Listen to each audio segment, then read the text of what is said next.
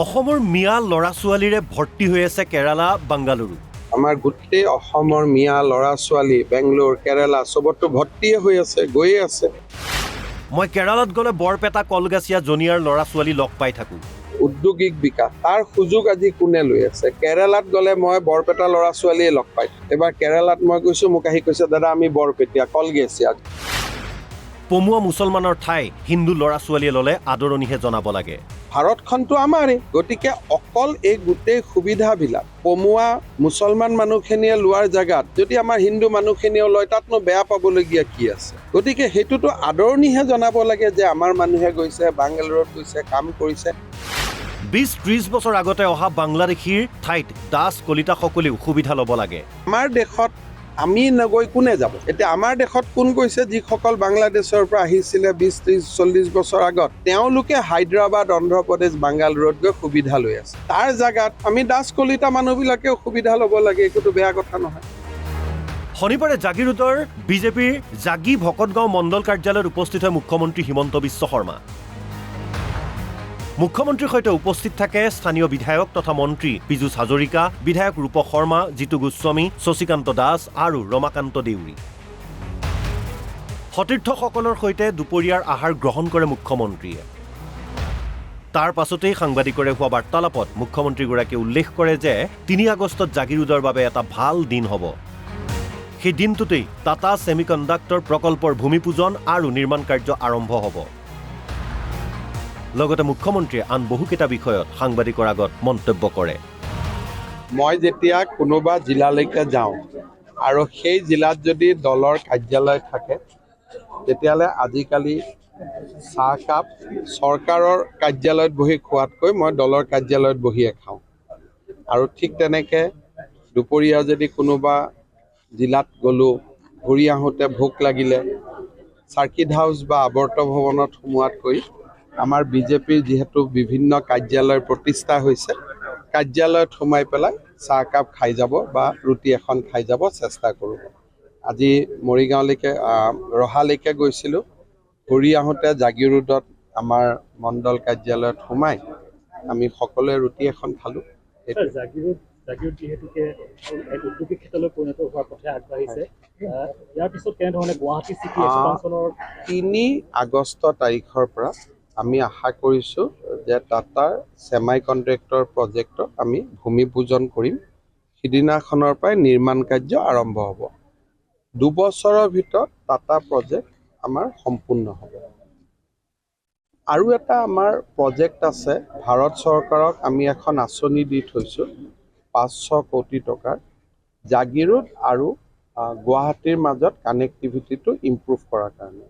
এতিয়া ইয়াত যিটো ৰিং ৰোড হ'ব, ৰিং ৰোডে এটা পৰ্যায়লৈকে আমাক কানেক্টিভিটি দিব, কিন্তু বাকী কানেক্টিভিটিখিনি আৰু সুন্দৰ কৰাৰ বাবে আৰু আন সুবিধা, ভাল ষ্টেডিয়াম, স্কুল, কলেজ এইবিলাকৰ কাৰণে আমি এখন 500 কোটি টকাৰ আঁচনি দি থৈ দিছোঁ।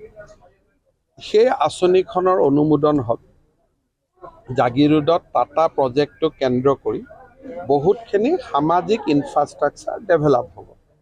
লগে লগে আমি এইটো কথাও সচেতন, যিহেতু জাগিৰোডৰ আশে পাশে আমাৰ তিৱা জনজাতিৰ লোকসকল বসবাস কৰে, গতিকে আমি সম্প্ৰসাৰণটো এনেকৈও বিচৰা নাই যাতে জনজাতি লোকসকলৰ ক্ষতি হয়। কেতিয়াবা কি হয়, বহুত সোঁৱে বাৱে কাম হ'লে মানুহৰ মাটিও হেৰাই যায়।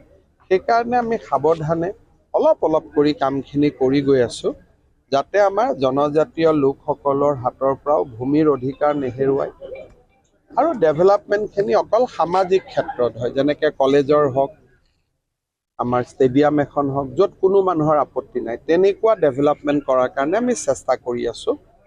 খুব একদম মহানগৰলৈকে আমি ৰাতিৰ ভিতৰতে ৰূপান্তৰ কৰিব খোজা নাই, যাতে মানুহৰ মাজত কোনো এটা ক্ষোভ থাকি নাযায়। প্ৰধানমন্ত্ৰী ডাঙৰীয়াই আধাৰশিলা স্থাপন কৰিছিল, এতিয়া ভূমিপূজন হ'ব, কামো আৰম্ভ হ'ব আৰু 30,000 কোটি টকাৰ এটা ইনভেষ্টমেণ্ট। আৰু ইয়াৰ আশে পাশে কেইবাটাও ফৰেন কোম্পানী আহিব, যোনে এই ছেমাই কণ্ডাক্টৰবিলাক লৈ গৈ তেওঁলোকৰ কামত ব্যৱহাৰ কৰিব। তেওঁলোকৰ বিভিন্ন অফিচো জাগিৰোডত প্ৰতিষ্ঠা হ'ব। এটাটো টাটা হ'ল, প্লান্ট হ'ল, প্লান্টৰ লগত চাৰিওফালে বিভিন্ন কাৰ্যালয় আহিব আৰু বিভিন্ন প্লান্টত যিবিলাকে ৰ মেটেৰিয়েল দিব তেওঁলোকৰো অফিচ কাছাৰী আহিব।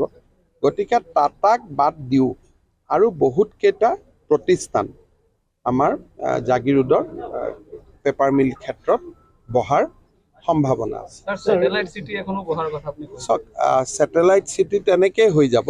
মই যিখিনি কৈছোঁ যে অলপ ইনফ্ৰাষ্ট্ৰাকচাৰ ডেভেলপ হ'লে চিটি হৈয়ে যাব। ছেটেলাইট চিটি হ'বৰ কাৰণে গুৱাহাটীৰ লগত 2-3টা ৰাস্তা বনাব লাগিব যাতে চমুৱাই হ'ব পাৰে।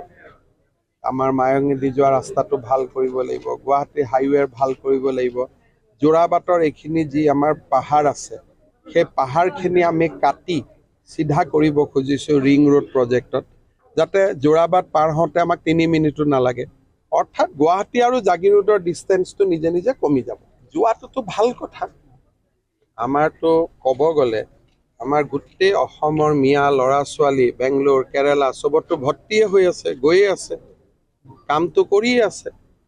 আৰু এখন ভাৰতৰ যিটো বিকাশ, উদ্যোগিক বিকাশ, তাৰ সুযোগ আজি কোনে লৈ আছে? কেৰালাত গ'লে মই বৰপেটা ল'ৰা ছোৱালীয়ে লগ পাই থাকোঁ।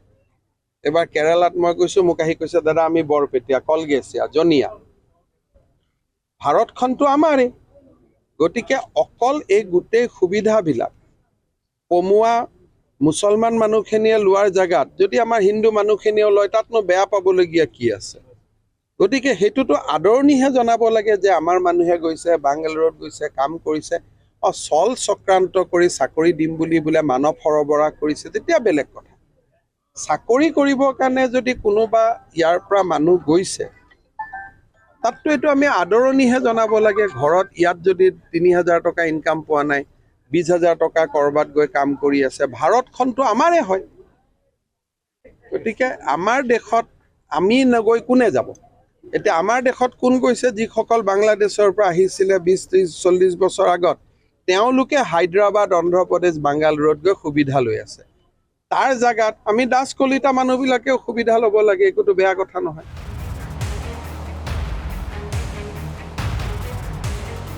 জাগিৰোডৰ পৰা যুগল কিশোৰ বৰাৰ ৰিপৰ্ট, NB নিউজ।